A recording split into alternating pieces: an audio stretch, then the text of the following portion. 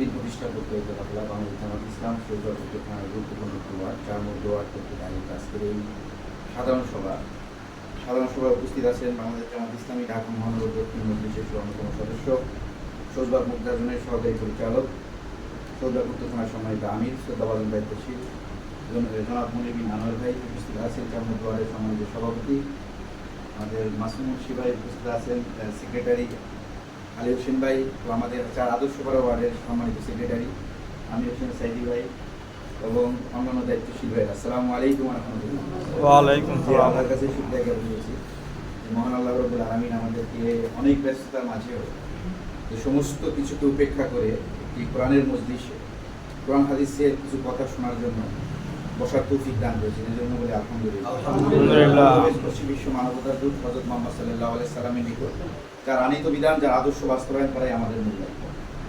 সম্মানিত ভাইয়েরা, আজকে সাধারণ সভা এখানে আমরা অনেকেই এখানে কর্মী আছি ভাই, আছি না সবাই?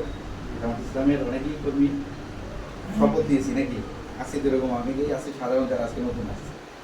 আমাদের বাংলাদেশ জামাত ইসলামের যে লক্ষ্য উদ্দেশ্য সেটা হচ্ছে নিয়মতান্ত্রিক ও গণতান্ত্রিক পদ্ধতিতে ন্যায় ইনসাফ ভিত্তিক সমাজ প্রতিষ্ঠা করে আল্লাহর সন্তুষ্টি অর্জন। যে আমাদের মূল স্লোগানটা কি? যে নিয়মতান্ত্রিক ও গণতান্ত্রিক পদ্ধতিতে ন্যায় ইনসাফ ভিত্তিক সমাজ প্রতিষ্ঠা করে আল্লাহর সন্তুষ্টি। যেমন এই জমির কার? আল্লাহ সুবহানাহু ওয়া তাআলা, ঠিক না? শাসনটা করবে কোন আইনে? আমাদের আল্লাহ সুবহানাহু ওয়া তাআলার যে আইন আছে সেই আইনের শাসনই তো চলবে নাকি? সেই শাসন যদি চলে তাহলে আমাদের কাকে মানতে হবে?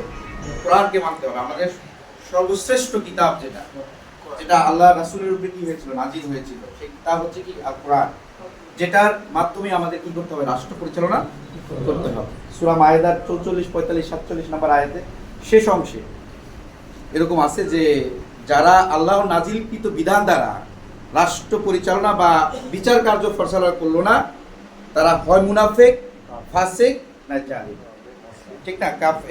কাফের, মুনাফিক, জালিম, এই তিনটা কথা বলা কিন্তু হয়েছে। তাহলে এই মর্মে আমাদের যারা আন্দোলনের কর্মী আছে তাদেরকে কোরআনটাকে কি করতে হবে?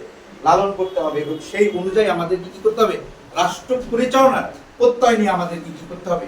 এগিয়ে যেতে হবে। সম্মানিত ভাইরা, আপনারা দেখেন বিগত 16.5 বছর এই বাংলার জমিনে একটা দলকে স্তব্ধ করার জন্য যত প্রকার প্রোপাগান্ডা আছে চালানো হয়েছিল না? কিন্তু আল্লাহর রহমতে আল্লাহর কোরআন যারা ধারণ করেছে তারা কিন্তু কি আগ্নেয়গিরি লাভার মতো উদ্গীরিত হয়েছে। ইনশাআল্লাহ সামনে আরো বেশি উদ্গীরিত হবে ইনশাআল্লাহ। কারণ আমরা এক আল্লাহকে সন্তুষ্ট করার জন্য এই আন্দোলনে শরীক হয়েছি। আমরা অন্য কোনো কিছুর জন্য আমরা এই আন্দোলনে শরীক হইনি। আমরা চাচ্ছি কি জান্নাতুল ফেরদাউস। আর কেন আমরা এই দুনিয়াতে কেন আমরা সংগঠন করব? কারণ সংগঠন যদি আমরা না করি আমরা ডিসিপ্লিন লাইফ কি করতে পারবো না, মেইনটেইন করতে পারবো না। কারণ এই যে নাসিবে কিন্তু আয়াত বলছে ওয়া তাসিমু বিহাবলিল্লাহি জামিয়া ওয়া লা তাফাররাকু, সংঘবদ্ধভাবে থাকতে বলা হয়েছে আল্লাহর কাছে, পরস্পর বিচ্ছিন্ন হয়ে না।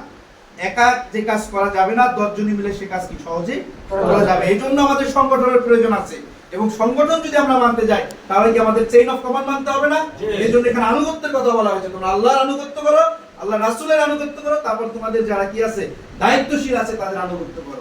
এই মর্মে দেখবেন বাংলাদেশ জামাত ইসলামী এমন একটা দল যার কোনো ডাইভারশন নাই, ইউনিক ভাবে কি এককভাবে অনন্য হয়ে কি এখন পর্যন্ত প্রতিষ্ঠা লগ্ন থেকে কিন্তু এককভাবেই কিন্তু আছে না? কিন্তু অন্যান্য ইসলামিক দল কয়েকটা ভাগে কিন্তু বিভক্ত হয়ে গেছে, অন্যান্য দল কয়েকটা ভাগে বিভক্ত হয়ে গেছে।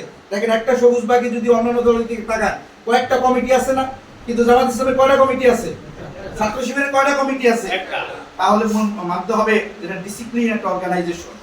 এই ডিসিপ্লিন ভাবে যদি আমরা লাইফটাকে মেইনটেইন করতে পারি, আল্লাহর সান্নিধ্য লাভ করতে পারি, সেটাই আমাদের চরম পাওয়া। সম্মানিত ভাইরা, আজকে থানা আমির এখানে উপস্থিত হয়েছে, যে জন্য আমি আর কথা বেশি বাড়াবো না। তো আপনাদের যারা এখানে আছেন তাদের প্রতি অনুরোধ থাকবে যে বাংলাদেশ জামাত ইসলাম একজন কর্মী হতে গেলে আমাদের 5টা শর্তের প্রয়োজন আছে না? যে অনেকেই জানেন না হয়তো। আমাদের প্রথম কাজ হচ্ছে দাওয়াতি কাজ করা। আমাদের কি করতে হবে? দাওয়াতি কাজ করতে হবে। 2 নম্বর কি কাজ হচ্ছে? আমরা বাইতুল মালে কি করব? ইয়ানত দান দিব, ঠিক না? 3 নম্বর কাজ কি? আমাদের একটা ব্যক্তিগত রিপোর্ট বই আছে, ব্যক্তিগত রিপোর্ট রাখতে হবে। 4 নম্বর কাজ হচ্ছে প্রোগ্রামে যথাসময়ে উপস্থিত হওয়া। আমাদের 4-5টা প্রোগ্রাম আছে, 5টা প্রোগ্রাম। একটা মাসে আমাদের ইউনিটে 5টা প্রোগ্রাম আছে। 5টা প্রোগ্রামে আমরা যথাসময়ে উপস্থিত হব না শুধুমাত্র। 9টা বলবে দায়িত্বশীল 9টার সময় উপস্থিত হব, 8টা বলবে 8টার সময় উপস্থিত হব। এই প্রোগ্রামে যথাসময়ে উপস্থিত হব। তারপর কি কাজ কি? আমরা জামাত কর্মী মানে কি একজন সমাজকর্মী। আমাদের সমাজে যে কোনো কাজ আমাদেরকে ছুটে যেয়ে করতে হবে। কেউ কারো দরকার নাই, কোনো কাউন্সিলর দরকার নাই, কোনো কমিশনার দরকার নাই, কোনো নেতার দরকার নাই। আমি আমার সাধ্য মতো আমি চেষ্টা করে সেই কাজটা সমাধান করার চেষ্টা, যখন এককভাবে পারবো না তখন সম্মিলিতভাবে সেই কাজটা করবো, সমাধান পারবো না ইনশাআল্লাহ। ইনশাআল্লাহ। ঠিক আছে, আমি এই কথা বলে আজকের কথা শেষ করছি। আসসালামু আলাইকুম ওয়া রাহমাতুল্লাহ।